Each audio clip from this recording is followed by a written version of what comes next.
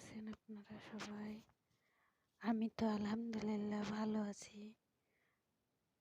আল্লাহর রহমতে আপনাদের অশেষ দোয়ায়। তারপর আজকে আপনাদের জন্য নিয়ে আসলাম আরেকটি ব্লগ। সেখানে আমি পিৎজা বানাবো।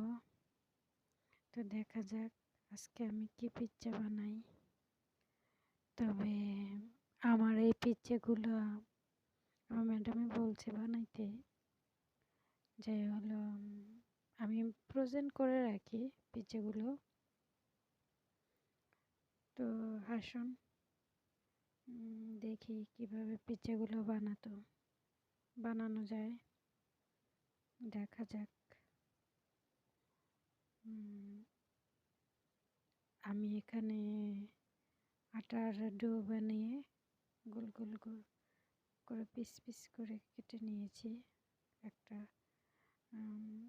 চকারের সাহায্যে। একটা গোল গ্লাসের মাধ্যমে কাটছি।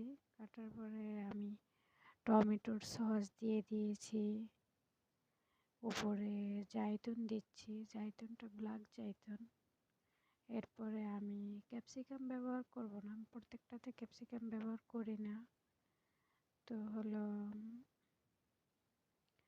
দেখা যায় এরপরে আমি মোজারেলা দেব। মোজারেলা দেওয়ার পরে আমি ওভেনে দিয়ে দেব।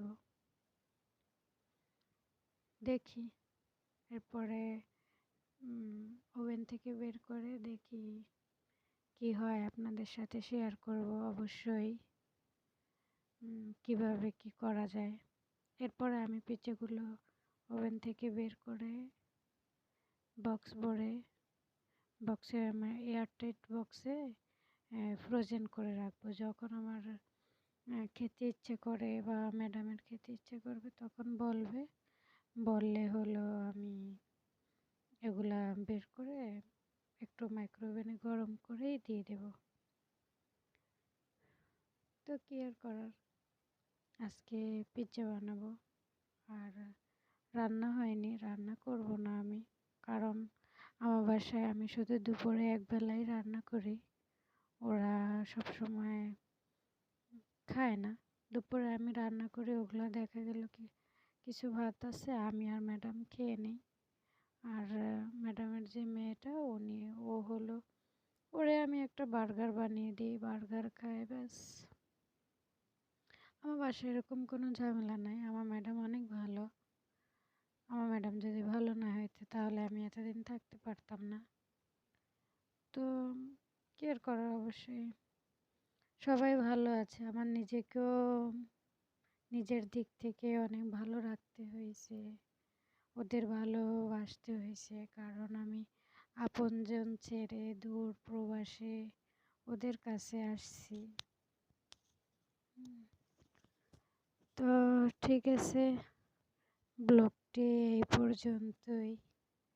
এরপর আপনারা আমার ব্লগটি দেখবেন, সাবস্ক্রাইব করবেন, লাইক করবেন, কমেন্ট করবেন এবং শেয়ার করবেন। পাশে থাকা বেল আইকনটি বাজিয়ে দেবেন যাতে আমার প্রত্যেকটা নতুন ভিডিও আপনাদের কাছে পৌঁছে যায়।